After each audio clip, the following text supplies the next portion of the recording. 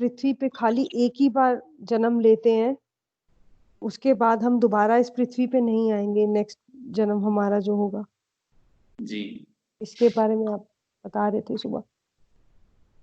असल में जो ये री इनकारनेशन का कंसेप्ट है कि जी हमें बार बार जन्म लेंगे और जब तक हमें मोक्ष नहीं मिलेगा हम उस वक्त तक जन्म लेते रहेंगे। हम्म, जब आप पृथ्वी के ऊपर एक मर्तबा फिजिकल बॉडी के साथ आ गए हैं तो ये आपकी एक ही बार है जिसमें आपको फिजिकल बॉडी देके पृथ्वी के ऊपर भेजा गया है। दूसरी मर्तबा आपको बॉडी देके पृथ्वी के ऊपर नहीं भेजा जाएगा। आप इसी एक ही जन्म के कर्मों का हिसाब देंगे, पिछले किसी जन्म के कर्म का हिसाब आप पृथ्वी पे नहीं भोग रहे। आगे का जितना कुछ है, जो कुछ आपके साथ अच्छा बुरा होना है, वो इस जन्म के अंदर आप जो अच्छा बुरा करेंगे आपने उसके ऊपर भोगना है। अगर हम इस कंसेप्ट को मानते हैं कि जी पीछे वाले जितने जन्म हैं हमारे और उन जन्मों में हमने जो कोई पाप किया है, जो कोई गलत काम किया है, हमसे जितनी मिस्टेक्स हुई हैं, उन मिस्टेक्स की सजा जो है वो हम इस जन्म में आकर भोगते हैं। और साथ साथ इस जन्म के जो होंगे कर्म वो उनकी भी सजा इस जन्म में भोग सकते हैं और उनकी सजा अगले जन्म में भी भोग सकते हैं। तो इसलिए हमारा ये चक्कर जो है वो चलता रहेगा। तो मेरी इनसे इतनी सी विनती है ऐसे कंसेप्ट रखने वालों से कि भाई मुझे ये बता दीजिए कि जो आप ये कहते हैं कि जी दोबारा जन्म मनुष्य का सिर्फ उनको मिलता है जिनके पल्ले में नेकियां होती हैं, और जिनके पल्ले में पाप होते हैं उनको आप बांदर गीदड़ बिल्ला कुत्ता बनाते हैं कि जी इसने बड़े पाप करे हैं, ये अगला जन्म हो सकता है इसको मनुष्य का ना मिले और ये बिल्ला बन जाए या कुत्ता बन जाए। तो अगर ये कंसेप्ट हम आपका ट्रू मान लें, सही मान लें कि जी जब आप नेक होंगे, आप अच्छे कर्म करेंगे तो अगले जन्म में आप मनुष्य बनेंगे। तो फिर तो ये सारे के सारे हम जितने मनुष्य हैं हम सब ने फिर अच्छे ही कर्म किए हैं पिछले जन्म में, तो हम इस वक्त मनुष्य बने हुए हैं ना। अगर पिछले जन्म में हमने पाप किए होते तो फिर तो हमें कुत्ता बिल्ला होना चाहिए था, फिर हम मनुष्य कैसे बने हैं। सेकंड रही चीज है कि अगर हम जो इस जन्म में कष्ट काट रहे हैं ये पिछले किसी जन्म की सजा है, पिछले किसी जन्म के कर्म की भोग है, तो फिर ये मुझे बताइए कि दुनिया के ऊपर जो इस वक्त रिलीजन है, जो उनके फाउंडर्स हैं, मैं उनको अपने से बेस्ट इंसान समझता हूं।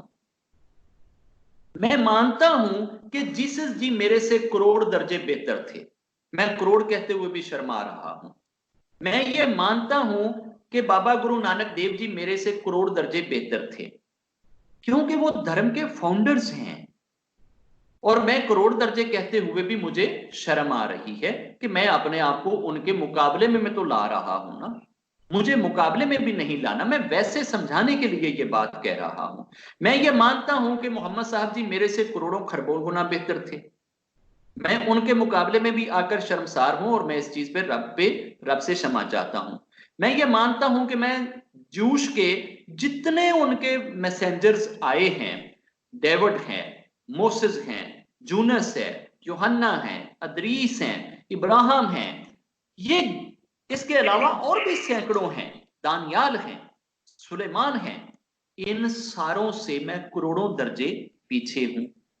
ये सारे मेरे से कर्मों के हिसाब से करोड़ों दर्जे अच्छे थे। अगर ये इतने अच्छे थे तो किसी एक की लाइफ मुझे बता दें कि इतने अच्छे होने के बावजूद उनको कष्ट ना आए हो।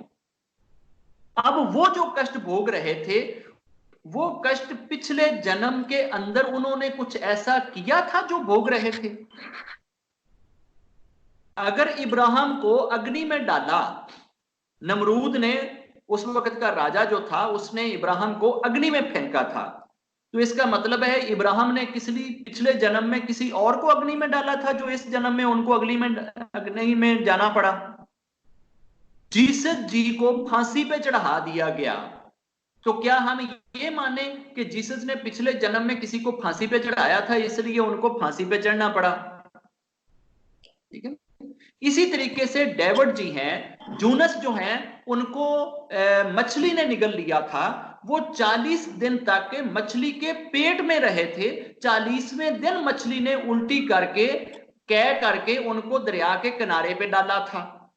तो उनको ये जो कष्ट आया था, तो इसका मतलब है पिछले जन्म में उन्होंने किसी मछली को साबत निगल लिया था, कि उसको अपने पेट में रखा था, जो अब उसके पेट में 40 दिन रह रहे हैं। इतने गंदे वो कर्म करते रहे।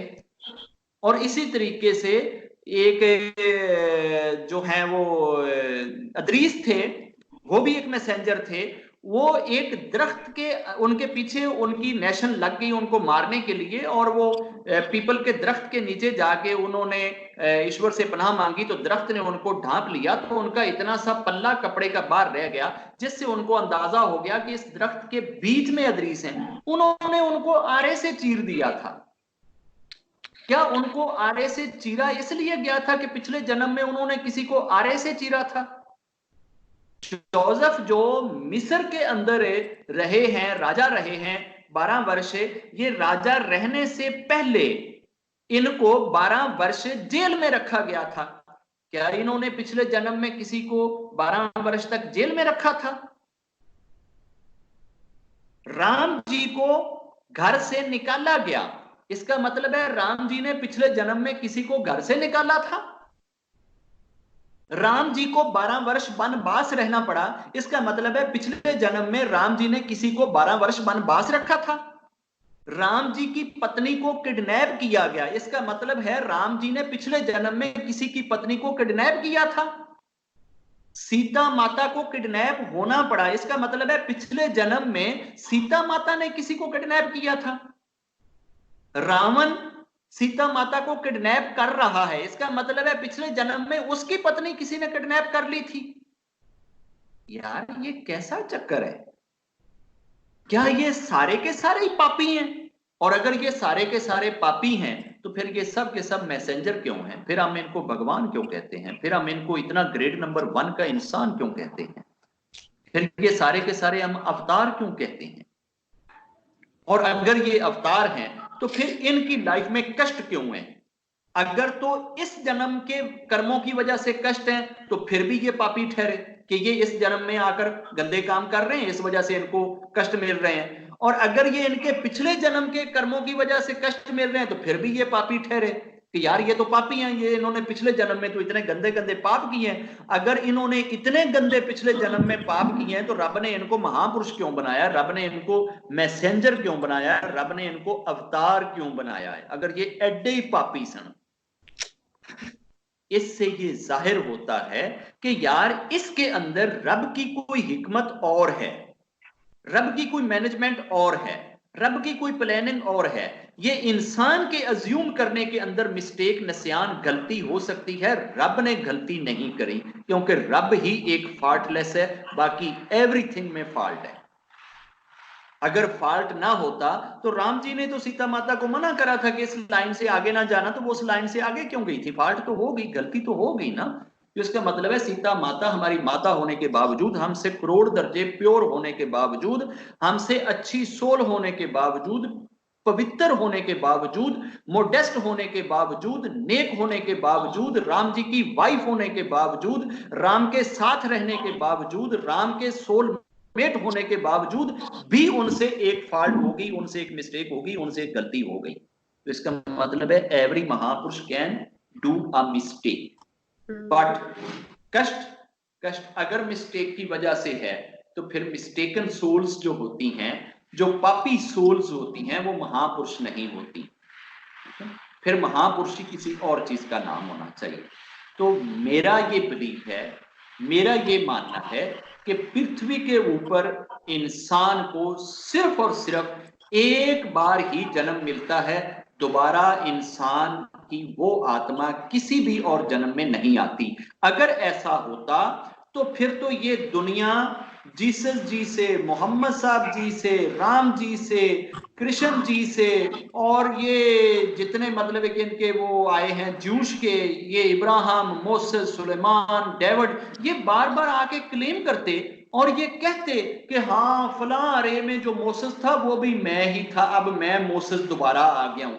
कभी आज तक मोसेस ने दोबारा आके क्लेम किया कि मैं ही वो मोसेस था? कभी जीसस ने दोबारा आके क्लेम किया कि मैं ही वो जीसस था? कभी डेविड ने आकर क्लेम किया? कभी सुलेमान ने आकर क्लेम किया? कभी दानियाल ने आकर क्लेम किया? कभी जोसेफ ने आकर क्लेम किया? कभी यूहन्ना ने आकर क्लेम किया? कभी मोहम्मद साहब जी ने आकर क्लेम किया? कभी किसी ने राम जी का आकर क्लेम किया? कभी किसी ने कृष्ण जी का बनकर आकर क्लेम किया कि जी मैं ही वो कृष्ण था, अब मैं दोबारा आ गया हूं, मैं ही वो राम था, मैं दोबारा आ गया हूं? ऐसे नहीं है। राम एक ही दफा आया है, राम दोबारा नहीं आएगा, क्योंकि रब गलती नहीं करता। कृष्ण एक ही दफा आया है। अगर ये बार बार आए और ये रिपीटेडली आए तो फिर तो एक ही वक्त में 10 राम क्लेम कर देंगे। अगर आज कोई शख्स कहता है जी मैं राम हूं, तो बाबा विनोद को क्या तकलीफ है? बाबा विनोद भी कह देगा जनाब मैं राम हूं। तो फिर आप लोग कैसे डिसीजन करेंगे कि यार ये सच्चा है या वो सच्चा है, राम ये है या राम वो है? फिर तो हर इंसान के लिए, इधर एक बंदा 100 बंदों का कत्ल करेगा, राइट्स के अंदर लोगों की तबाही करेगा, लोगों की इज्जतें लूटेगा, और दूसरी तरफ जेल में पहुंचते ही वो कह देगा मैं तो जनाब राम हूं, आपको गलती लग गई है। फिर हम उसको पनिश कैसे करेंगे कि यार ये तो राम था, हमसे तो गलती हो गई, हमने इसको पकड़ लिया है। ठीक है, राम एक ही दफा आएगा, कृष्ण एक ही दफा आएगा, शीतल भी एक दफा ही आएगी, बाबा विनोद भी एक ही दफा आएगा। हाँ, ये जो आत्माएं हैं, जो हाईली एलिवेटेड आत्माएं हैं, बाबा गुरु नानक देव जी की आत्मा, कृष्ण जी की आत्मा, मोसेस जी की आत्मा, डेविड की आत्मा, राम जी की आत्मा, सीता माता की आत्मा, ये आत्माएं इतनी ब्लेस्ड हैं, इतनी हाईली एलिवेटेड हैं कि आज भी अगर आप इन आत्माओं से कनेक्ट करें तो ये आत्माएं आकाश पे बैठी हुई भी आपको गाइड कर सकती हैं, पृथ्वी पे आकर आपको दर्शन कर सकती, करा सकती हैं, आपकी हेल्प कर सकती हैं, आपको गाइड कर सकती हैं, आपकी असिस्टेंस कर सकती हैं, ये चीजें हो सकती हैं। मगर इट सेल्फ दैट आत्मा दोबारा शारीरिक रूप में पृथ्वी के ऊपर नहीं आएगी, क्योंकि मौत का टेस्ट ओनली वंस है पृथ्वी के ऊपर, दोबारा मौत का टेस्ट नहीं है, सिर्फ एक दफा मौत का टेस्ट रखा गया है, दोबारा नहीं आएगा। तो मैं नहीं समझता इनमें से कोई भी शख्स, या हम जो इस वक्त पृथ्वी पे जी रहे हैं, हम में से कोई भी शख्स जो है ये कुछ दोबारा जन्म लेके आया है। तो अगर दोबारा अच्छे कर्मों से इंसान बनते जा रहे हैं और बुरे कर्मों से जो है ना वो हम वापस कोई और जानवर बनते जा रहे हैं, तो फिर सबसे ज्यादा इंसान कलयुग में कैसे आ गए? फिर तो इस वक्त जंगल के जानवर ज्यादा होने चाहिए थे, इंसान बेचारे विच कोई 5-7 होने चाहिए सन, क्योंकि साडे जिहड़े करतूत ने, साडे करतूत इस तरह के नहीं है कि असीं जनाब दोबारा जिहड़ा ना हट हट के बड़े वड्डे वड्डे सेठ ते खतरी ते ब्राह्मण बन के आइए, ते ये जिहड़े जानवर ने बेचारे वो साडा बिगाड़ते भी कुछ नहीं, फिर भी वो मरी जा रहे हैं, दुनिया ते खत्म होई जा रहे हैं। उन्होंने किहड़े पाप कीते ने कि जी वो खत्म होई जा रहे हैं?